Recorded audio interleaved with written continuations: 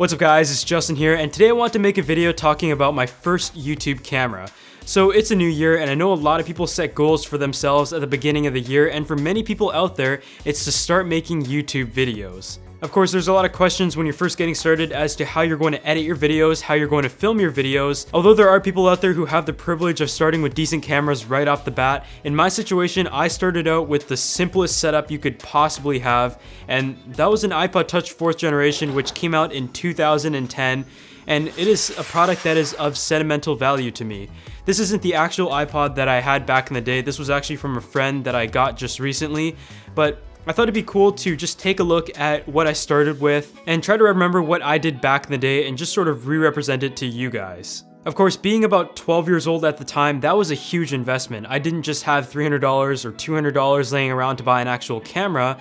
but at the time I also didn't have a smartphone that had a camera built into it, and I had to just work with what I had at the moment, which was just borrowing cameras around town. The first cameras I eventually looked into were the Sony Bloggie, the Flip Minnow, and also the Kodak PlayTouch, I believe, and those were cameras that were pretty small in form factor, and you can just record. It has a screen built in on the back, but really no flexibility at all, but I felt that it was more than what I needed. But being a 12-year-old at the time, I didn't have any money to buy a camera, so that wasn't really in the picture. Obviously, my parents weren't going to buy me a camera or anything, and I didn't really expect them to, because YouTube was just another thing where I was not sure if I would like it or not, but I wanted to give it a try anyways, and I felt like it was something I really wanted to do. Eventually, the iPod Touch 4th generation came out a year later when I was about 13 years old, and having the iPod Touch 2nd gen and not having a smartphone or even a phone with a camera built in or a keyboard, the iPod was pretty much what I used all day to watch YouTube videos. I did absolutely everything on the iPod, and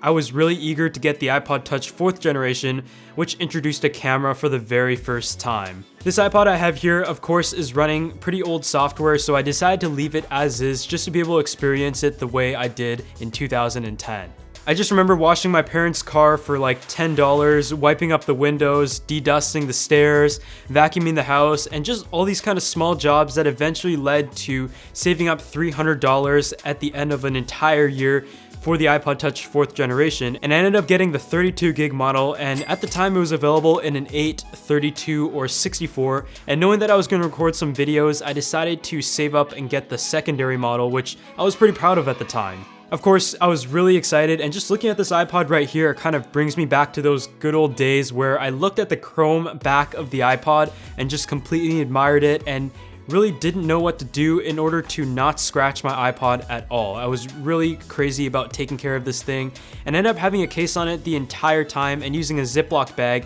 as a case for my iPod when I first got it to avoid having any scratches on the shiny chrome back. This iPod Touch had a 720p HD rear-facing camera and a VGA front camera, so I decided to use the back-facing camera, of course, to start recording my first videos. The tripod setup I had at the time was a small garbage can that was about a foot tall, as well as a phone stand that was made for watching movies on the dinner table, for example, and I actually just tilted it in a way that it was able to point to the carpet in my bedroom while I sat down and reviewed some random products. I think I started out by reviewing some cables we bought for our TV, and I also did video on my Xbox 360 that I won at a hockey tournament, and the first product I ever received from a company was from Skinit, and I remember they wanted me to get 2,000 video views before they sent me my first product, and I will remember that moment forever. And although it was just a small gesture from a skin company back in the day, it is truly something that I still appreciate to this day, and it just made me so happy at the time and kept me going because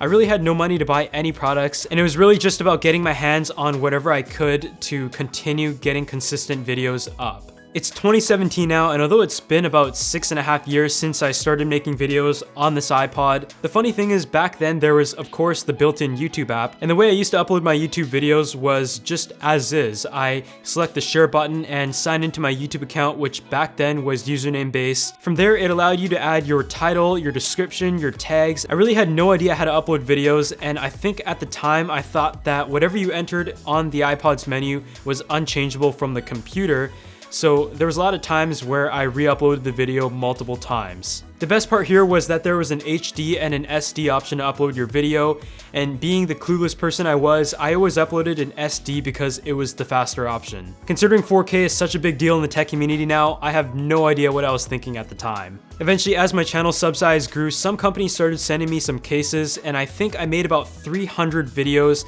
on this iPod, and eventually I, for some reason, deleted all of the videos because I didn't want to see them again. And being 19 now, I really wish I would be able to go back and watch all of those videos over again because I can't really remember what products I even did videos on. So a pro tip is, if you hate your old videos, make them private, do not delete them permanently. Because I started so early and at such a young age, it's just crazy to think that I was able to kickstart my YouTube career, you could say, just from such a small device, and how it really was about the content at the time. And of course, video quality was nowhere near my strong suit. I remember watching people like Detroit Borg. He's one of the OG guys, so if you're watching this, you definitely inspired me to make some videos. And it's just crazy that I'm able to sit in front of you today looking at the device that meant so much to me at the time, and just be able to talk to you guys and still be making videos and looking around at all the things I've been able to do with YouTube over the years, which is something that I would have never imagined when I was sitting on my bedroom floor in 2010. For those people out there who want to start making YouTube videos though and don't want to make an investment right away into a camera and just want to get some content out there, I would really recommend that you use your smartphone camera because it is actually a more powerful tool than you might originally think. If you have a smartphone that can record 1080p video, or perhaps any flagship within the last 2 to 3 years, which is the typical contract nowadays, just go ahead and purchase a manual app for the camera, which gives you full flexibility over the ISO, the white balance, sometimes even the aperture, the focusing, the shutter speed, and allows you to kind of experience what it's like to manually control the different settings, which is going to translate into your camera if you decide to purchase one. You're really going to be surprised as to the quality you're able to get out of these smartphone cameras through a manual app, and with a little bit of color grading and just your own style to it, it should give you a good way to kickstart your YouTube channel. Of course, nowadays it's very easy to get carried away by getting nice cameras to start out and feeling that quality is a main priority. And don't get me wrong, quality is a very important aspect, but content at the end of the day is going to be the most important thing.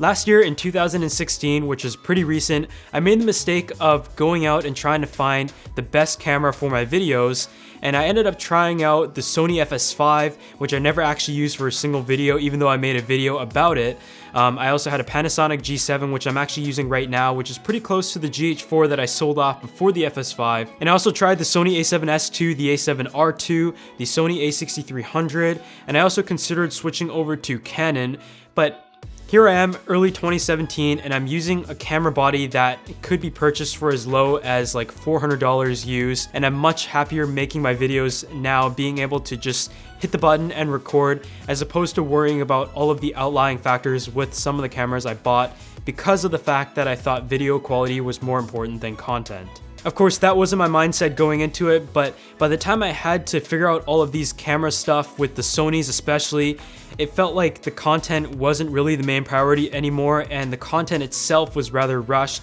because I spent all my time trying to figure out how to use the camera. This video has gone on quite long though, and I kind of just wanted to make this video to inspire some of you guys who are young and hoping to start making YouTube videos, and just kind of explain how I started looking back 7 years ago. If you enjoyed this video, please hit that like button, and also let me know if you would like to see me do any more behind the scenes style videos, and I'll see you guys in the next one.